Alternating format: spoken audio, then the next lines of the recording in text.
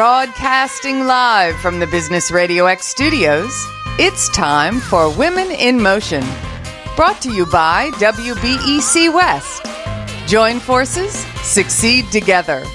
Now, here's your host.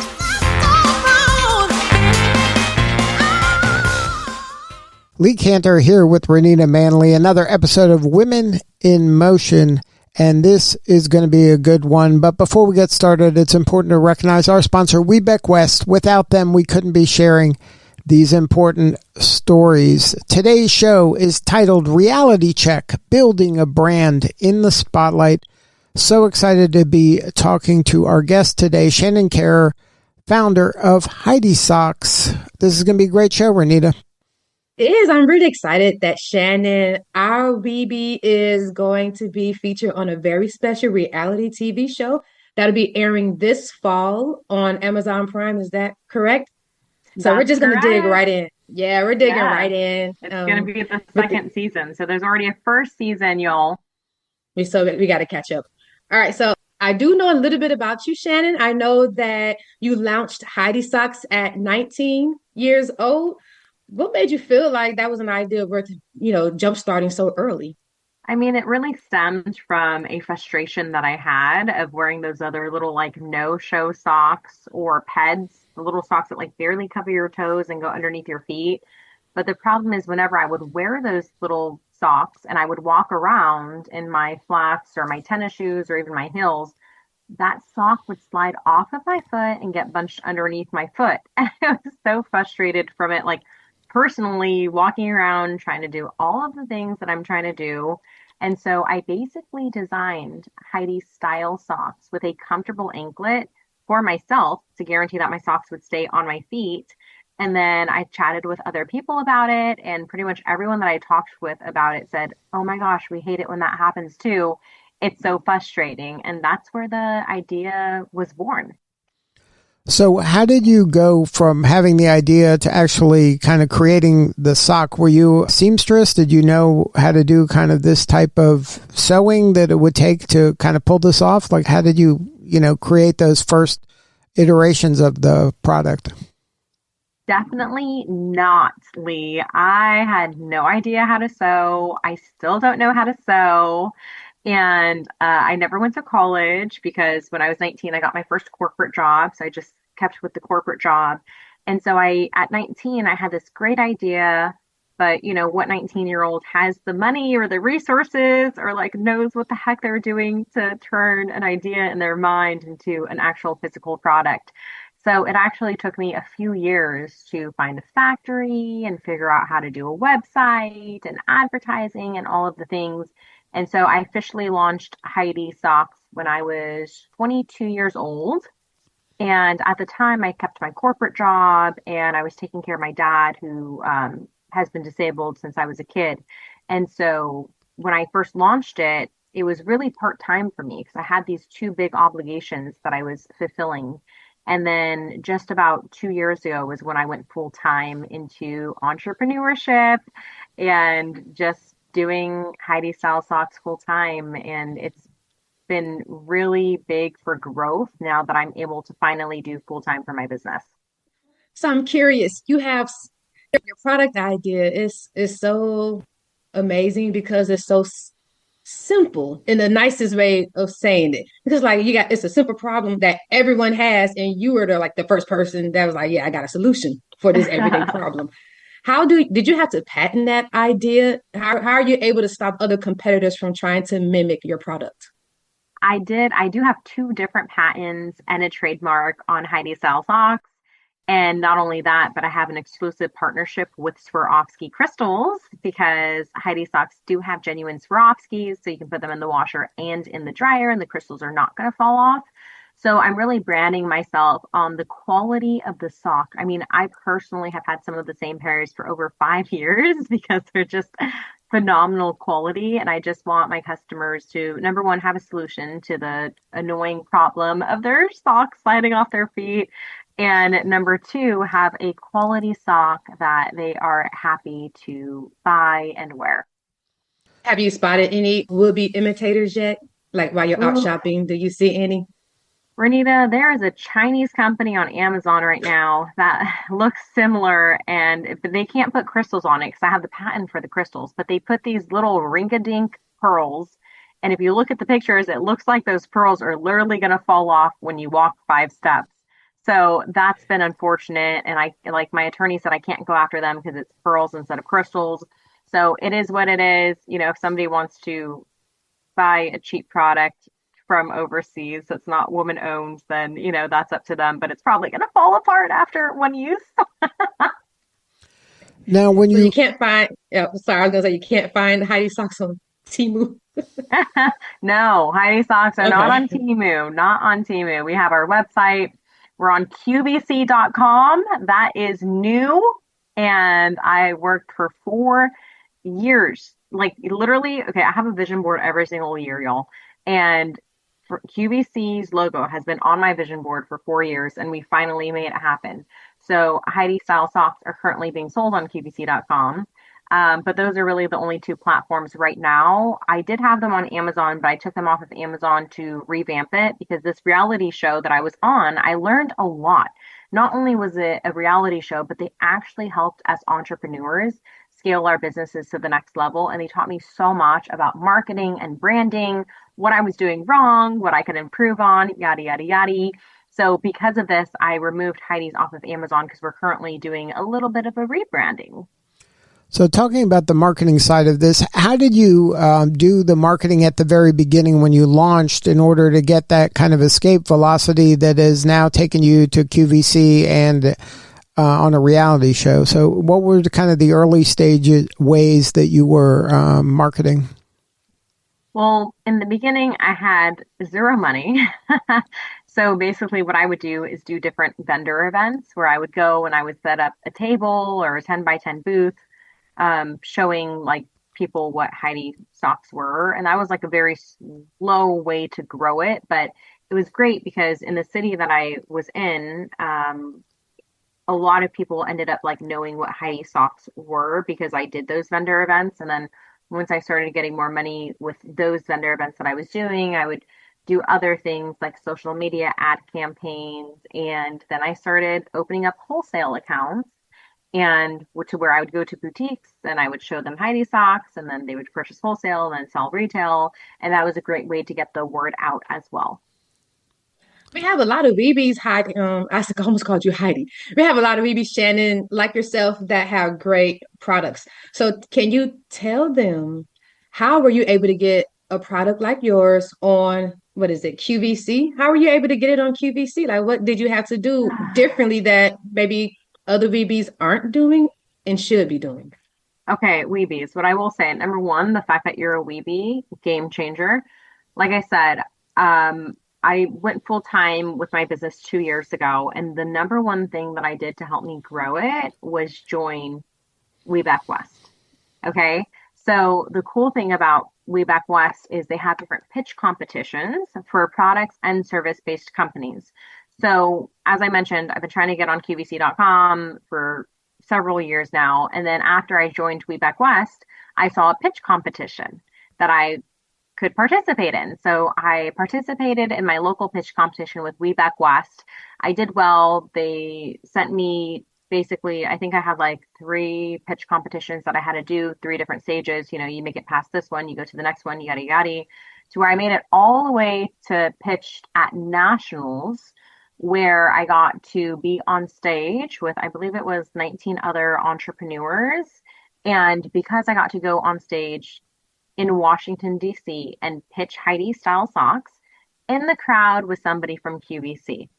As soon as I got done with my pitch, the very first person who approached me was Samira from QVC, and she was so funny. She comes up to me, she's like, "Love your product. I'm with QVC. I am not the buyer for QVC, so I don't want to promise you anything, but what I want to do is pass on your information to the proper buyer for you." And so this was like, I think not even a year ago. And so Samira sees me because of the pitch competition, thankfully, because of WBEC-West. Had I not done that pitch competition with WBEC-West, I wouldn't have gone all the way to nationals, and Samira wouldn't have seen me pitch. and I probably still wouldn't be on QVC.com. So the resources that you get being a Weebie, especially with WBEC-West, is phenomenal. So take advantage of all of the different things that WBEC-West has to offer, the pitch competitions, the networking events, all of the things. Now, when you were considering becoming part of the WBEC-West community, was that something that somebody told you, hey, you should do this? Like, how did it come about? And you know, obviously you got this relationship with QVC out of it, but what were you thinking you would get out of it? Well, originally the only reason why I joined WBEC-West was to get the woman-owned logo on my packaging. That was the main reason why I joined. And then after I had joined, you know, I was getting the emails and I was like, oh my gosh, like there's networking opportunities, there's pitch competitions where I could win money. And so once I started seeing those emails come through and realized that it was more of a networking opportunity and like pitch competition opportunity, that's when I really went full throttle in it. But I had no idea that WBEC-West even offered all of these different events. I originally just wanted the logo on my packaging and on my website. And I'm so happy that I paid attention to those emails from WBEC-West and actually participated in a pitch competition. And now I go to all of the networking events. I also just became second chair form for WBEC-West, which is great. It's an interview process that you have to do. And so basically I get to be like the voice of the Los Angeles Weebies when we do different networking events and like hearing their input, and then also like putting together networking events in Los Angeles with my two other forum leaders, Angela and Amanda Ma. And so, yeah, it's like I've kind of like just dived deep in after I realized how amazing WBEC-West is to helping me grow my business. Okay, I want to definitely get into more talk about the reality TV show, what you can share with us. But before I go there, I also wanted to bring up something since we are talking about WBEC-West. I first met you in our Platinum Supplier program, and that's another resource that we offer. So a little plug for us. Can you please share about the benefits of that PSP program and how it helped you out? Okay, if you're listening to this, you need to join the PSP program. Okay, it's only like what, Renita, once a year or twice a year that they do it? Yep, about once or twice. So the moment you see it, you need to join it because that also helps me really think outside of the box. You know, when we're business owners and we get so used to doing the things that we've been doing and we get so like stuck in it that it's kind of hard to see outside of it. And so when I joined the PSP program, which I was hesitant about because, you know, it's not free, but it's also not like a bajillion dollars. It's totally worth it. I think the money that I paid for it, I got so much more value out of the PSP program. And so what I really learned, the big nugget, is that I should not only be selling Hidey Style socks retail, like to one consumer here and there, yada, yada, but I should also be selling Hidey Style socks to corporates as employee gift appreciation, customer appreciation, and doing branding on the Hidey Style socks is like the main thing that I learned. They helped me put a capability statement together. And like I looked back on like my very first draft of my capability statement to what it ended up being at the very end of the PSP program. And it is night and day. I'm now proud of my capability statement and what it looks like. And now before I go to any networking events, I take my capability statement, print it out, because you never know who you're going to meet or who you're going to see. And so that was just like a huge game changer for me being in the PSP program. And at the very end, you get to pitch to different corporates, which is really cool. So, I mean, that in itself is, you know, why you should do it. And they coach you and they help you on your pitch. You practice your pitch with them. The professionals give you great feedback of how to make it better. So I'm just so excited that I did the PSP program, and now I'm even more excited for all of the other pitch competitions that I'll be able to do now that I learned all of the things that I did from PSP. So now let's talk a little bit about the reality show. Was that something that you actively sought out, or did they come to you? Like, how did this come about? I'm in a women's mastermind group, and one of the other women entrepreneurs mentioned this to our group. And I remember like I clicked the link and I opened it and I was like, I'm not like, personally, I don't even watch TV. Okay. Like I don't watch TV. All I do is work. I'm very boring in that sense. And so when I clicked on it, I was like, oh, I don't know if this is for me. And then literally, like, I guess the day before the applications were going to close, I just ended up applying for it. And then one of the like producers, we set up a meeting and she was like, I just want to let you know, like you literally applied in the very last like minute. And so, yeah, I wasn't even 100% sure about it. But now that I did it, I'm so happy that I did do it. I mean, it's not like a love reality TV show. It's an actual entrepreneur reality TV show. And they literally bring in professionals to help you scale your business. And I cannot tell you like the value that I got from this amazing reality TV show. And I'm so excited for everybody else to watch it, especially if you're an entrepreneur, because you are just going to like relate to it and relate to our stories and relate to our hustle so much. So what all can you share with us about your experience on this reality TV show and the show itself? Can you tell us the name, maybe some of the other participants that were on it? And then can you share with us who maybe you were on this reality show and how was it filming? Like really, how was it filming? Were there cameras following you around everywhere? Were there was it just a competitions? Because you kind of pulled WBEC-West in on some of those competitions, and that was really fun. So I did. can you just share with us everything you can about that reality show and who Shannon was on that show? So I'm not allowed to say the name just yet. However, the moment I am allowed to share the name and talk more details, we're going to do another podcast. I know that the red carpet premiere event is probably going to be somewhere in October. So as soon as I'm allowed to like share that, I definitely will. I do want to give a shout out to Dr. Pamela because Dr. Pamela, the moment I knew I got on the show, I reached out to Dr. Pamela. I emailed her and I let her know that I was on this entrepreneur show and I had no idea what it was going to entail, but I knew it was intense because I had watched the first season. And it was extremely intense and it was going to take a lot of time and effort and help that I was going to need in order to like keep making it because every single week different entrepreneurs are eliminated. So basically every week they give you a different challenge that you have to do. And if you don't do well in the challenge, then you are up on stage getting ready to possibly be eliminated. And it's very intense. There's some drama that goes on for sure because everybody's like stress hormones are up there. And, we're competing for a cash prize of $100,000. So big stakes are on the line. And so Dr. Pamela helped me out a lot. Basically, every single time I went to her, she was there for me. And we all know how busy Dr. Pamela is. So huge shout out to her for helping me and believing in me and supporting me through this. So now that this is kind of under your belt and you're waiting for this to kind of launch, is there anything else you have going on? Like how do you kind of make it your next move after having gone through something this exciting? Well, first of all, it's sad that it's over because I just loved it so much. I spent 2 months on stage. And back to Renita's question, yes, there were cameras in my face 24/7.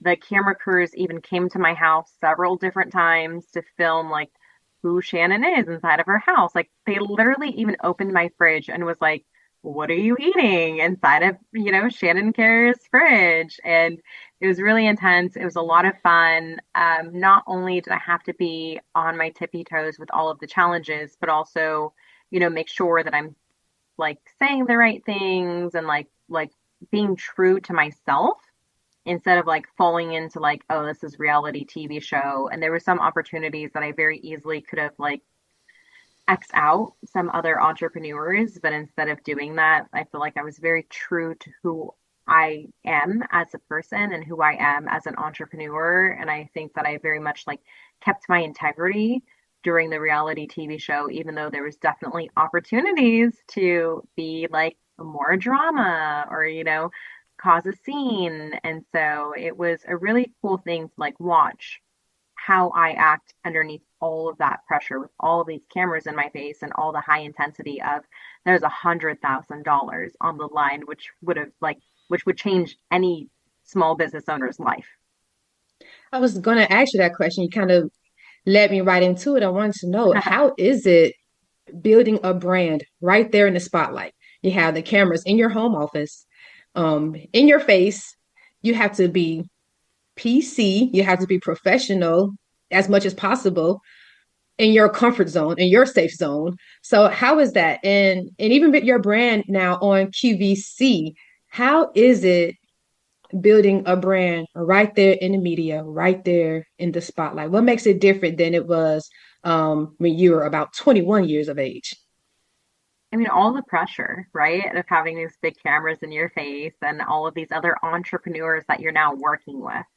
What I will say is when the show started, we started with 20 entrepreneurs from all around the United States. It did film in Los Angeles area where I'm from, which was great because it was only like an hour drive for me, but people literally flew in like every single week. Basically, we would film different days, but basically it was Thursday through Sunday and 12-hour days. I mean, it was intense. Like I woke up like at 3 or 4 o'clock in the morning just to like make sure I was prepped, and I would drive there ahead of the time, and like I'd always make sure I was there an hour ahead of the time because LA traffic is crazy and accidents can happen. The last thing I want to do is be late to the filming. And so yeah, it was just very intense. On top of filming for this reality TV show, I still had to run the business. So yes, they were bringing in professionals and helping us, but I still have wholesale accounts, and I still have my website sales, and I still have my social media sales, and I still have all of my emails that I had to do. And so it was just a whole nother experience, but I'm so happy that I did it because I did learn so much. I mean, with every single challenge, they legitimately brought in a professional to teach us and train us and prepare us for the challenge. And I learned so much about my branding and my business and like who I am as a person. And I mean, I think my I want to say character on the show was like I was the very like professional person. Like I went in and filmed every single day pretty much in like slacks or a skirt. And so to me, it was very like, this is my business and this is my brand and this is where it's at. And like some people were a little bit more relaxed with it, or they were a little bit more. And so I think that's the character that they're going to portray me as, is like the very like business like-minded woman on the show. So are there any kind of key learnings or tips that you can share that you learned or picked up going through this process? Oh my gosh, so many. I don't even know where to start. The branding thing was huge to me. I mean, my packaging, like I'm totally doing a whole revamp on my marketing because during one of the challenges, they brought in a focus group of like totally random people, and they pinned my product against another product. And the focus group got to like sit down with both of our products, not knowing who we were, not knowing what the product was, none of that. And they basically got to like dissect and like tell us their feedback on our packaging and what it looks like to them. And basically, yeah, that's why I'm doing a rebranding for that. And then like the main thing that I learned is like I work my tail off pretty much every single day, but this show pushed me to a whole nother extreme of like a whole nother like hustler for what I'm doing with Hidey Style socks. I mean, I worked smarter being on the show because there was limited time. Normally I work like 12, 16-hour days, but when I was filming on this show, it was really intense. And then just like working smarter, not harder, is what I really learned on the show, and outsourcing as well. I use Upwork.com more. I hire more freelancers now with things that I need to get done. And so that was really good information for me to learn. So if you can't answer it, just say, I can't answer that. Okay. Okay. I'm digging. I'm trying to dig.